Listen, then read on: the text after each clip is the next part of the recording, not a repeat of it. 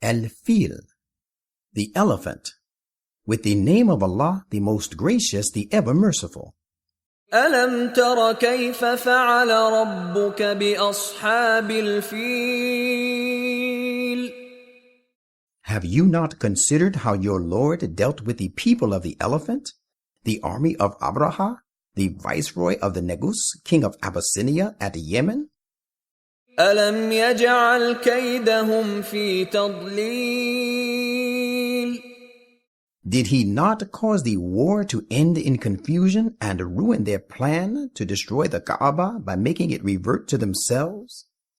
وَأَرْسَلَ عَلَيْهِمْ طَيْرًا أَبَابِيلَ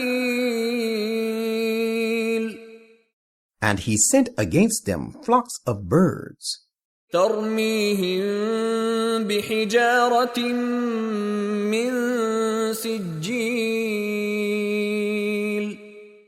which tore off flesh from their bodies to eat by, striking them against stones of hardened and petrified clay. فَجَعَلَهُمْ كَعَصْفٍ مَّأْكُولٍ